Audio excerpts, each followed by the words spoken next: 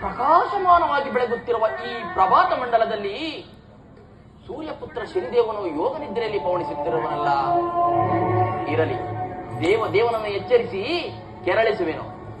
ಮಹಾತ್ಮ ಶನಿರಾಜ,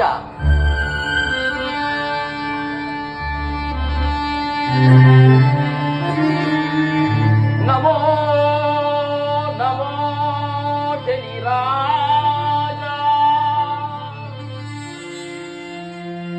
ನಮೋ ನಮೋ ಶನಿರಾಜ,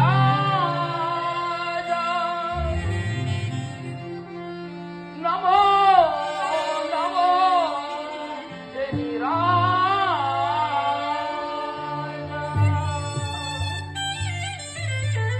ಮಹಾತ್ಮ ಶನಿದೇವ, ಎಚ್ಚರನಾಗು ಸ್ವಾಮಿ, ಎಚ್ಚರನಾಗು.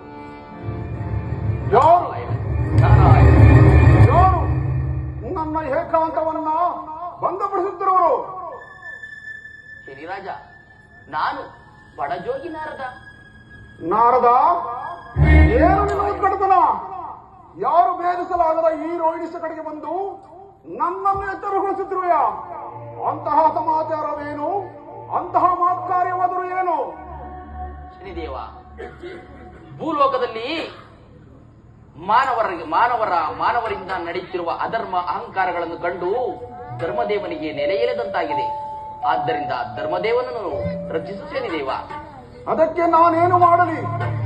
ಸೃಷ್ಟಿಗೆ ಮೂಲ ಕಾರಣಕರ್ತರಾದ ತ್ರಿಮೂರ್ತಿಗಳಿಲ್ಲವೇ?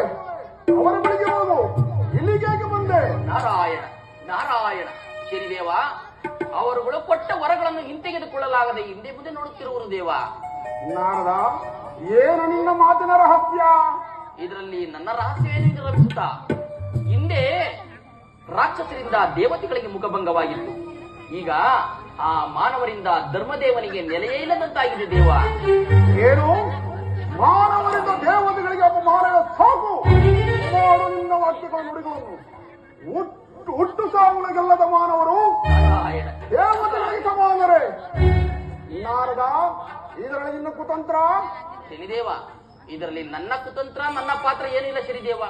ನನ್ನ ಮಾತಿನಲ್ಲಿ ಅನುಮಾನವಿದ್ದರೆ ಧರ್ಮದೇವ ಬೇಗವಾ.